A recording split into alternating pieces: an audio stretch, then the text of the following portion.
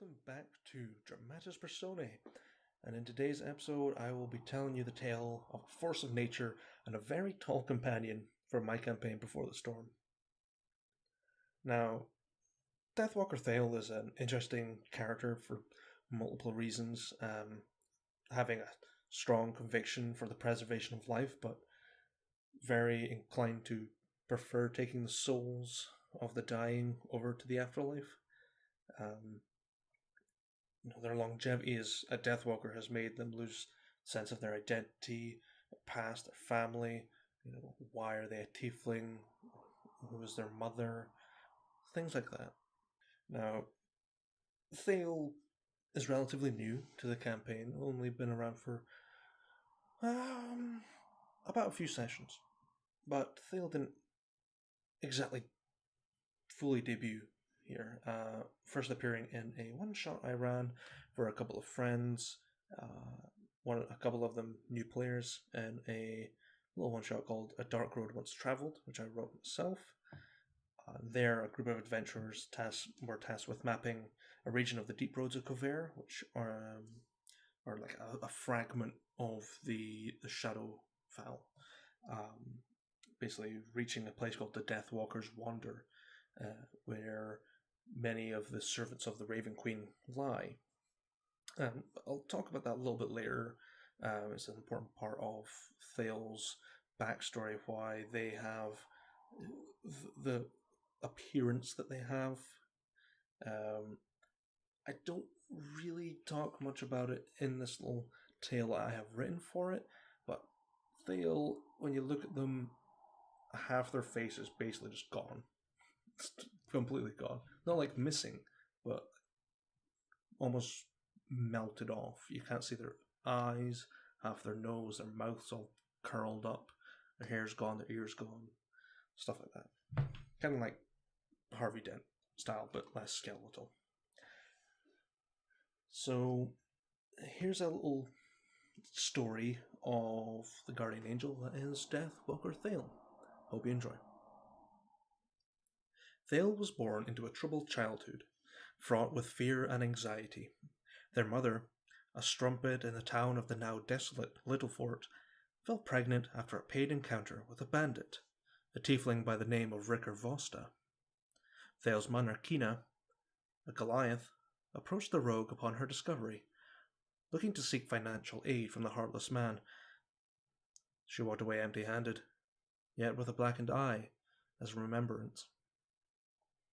Despite these hostilities, Kina continued to provoke and insist that Ricker help her with the new child, yet still to no avail. For each encounter, the bandit father grew more hostile and began sending threats in the form of a dagger in the door or an arrow through the window. Kina, being a smart woman, packed her bags and left Little Fort.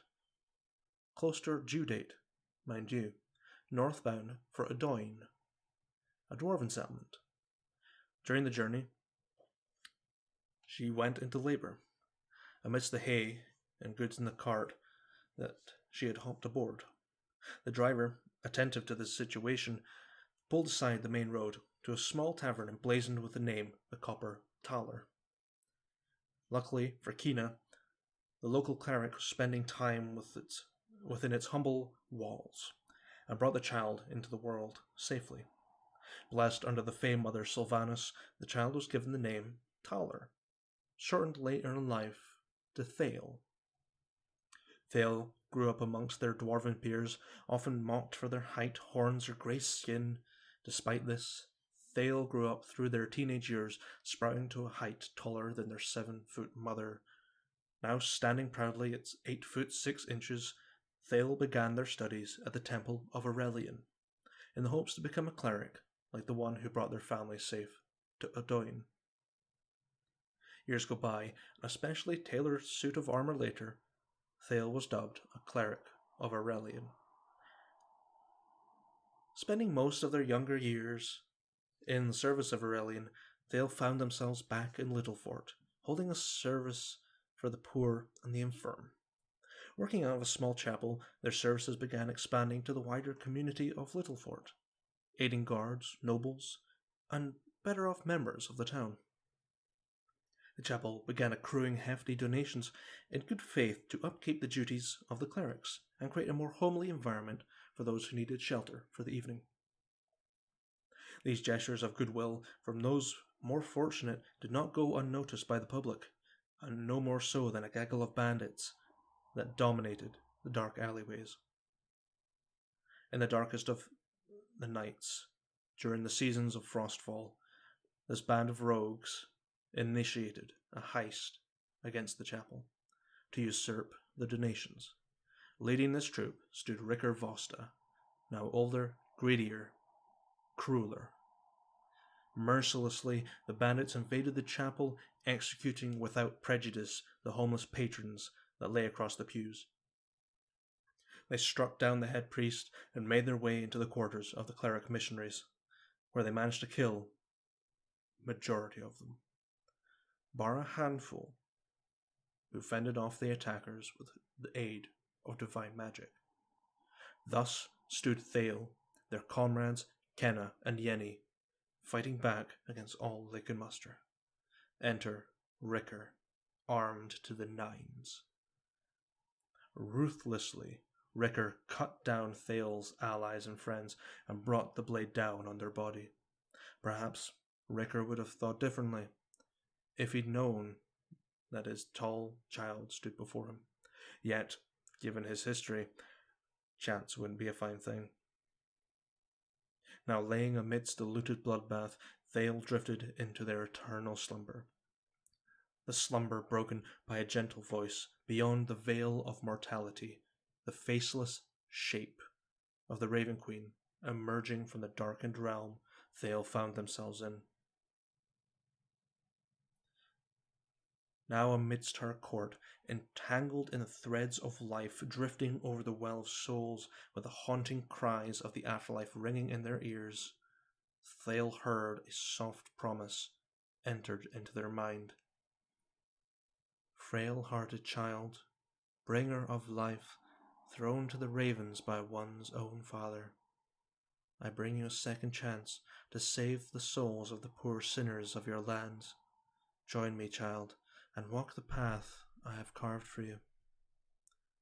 Afraid of what might become of them, Thale blindingly accepted, the queen cutting the threads around them, cascading other souls and Thale's down into the well. What felt like an eternity, bordering on the realms of madness, Thale's body was restored, adorned in a cloak of midnight, and removed from the torment that they found themselves in. Emerging in the realm of mortals, Thale sought to speak with others, those they recognized. The first port of call was their mother, now aged and sickly. During their travels, Thale noticed that others took no interest in their presence. As if invisible, people would not react, reply, or acknowledge their presence. Yet upon entering their childhood home, Kina called upon Thale, wishing to see her child's face, to hold their hand one last time. It was then, in that moment, Thale realized their duties, to guide the dying to peace. Grieving, saddened, Thale kissed their mother to rest, awaiting her passing. It was not long until they walked together, catching up and laughing as they approached the throne of ravens. Kina turned to her child, a smile and a tear on her face. Be kind, my golden Thaler. I love you. As she drifted away into the well of souls beyond. From then on, Thale continued their duties for what only felt like moments as centuries flew by. Yet this drudgery was met with adventures at points throughout. Most notably, a small group of explorers venturing into the Deathwalker's wander. This small group rested amongst Thale's path, crossed their own shrine, and thus they chose to guide the explorers. Yet these explorers were violent, sending their mercenary to attack Thale like an angry dog. This mercenary, a trained blood hunter by the name of Kryn Mulver, managed to gouge the left side of Thale's face, badly mutilating it. Terrified, the other explorers ran alongside the frightened mercenaries, powerless against the now seasoned Deathwalker, and left Kryn for dead. However, in mercy, Kryn awoke safely in her home beyond the village of Andalsfjord, courtesy of the Warmly Thale. Those days have since long passed, and Thale has seen to many souls assigned to them, be they child or elderly, sick or healthy, but now the Queen has given them a new task, to ensure the longevity of one David Steinbrook, a new ageless immortal. The two of them have since grown closer, as if strange bedfellows, and managed to aid each other in their tasks. Now, Thale awaits the day they will have to carry the soul of an immortal over to the well, and however long that may take. Well, I hope you enjoyed this more structured approach to Dramatis Personae. Just couldn't think of a better way to tell the story of Deathwalker Thale, as they, as you can tell, have a very complicated history. But alas, the story is not yet finished, as the fate of Thale and David is yet to be determined. And as always, stay safe out there, adventurers.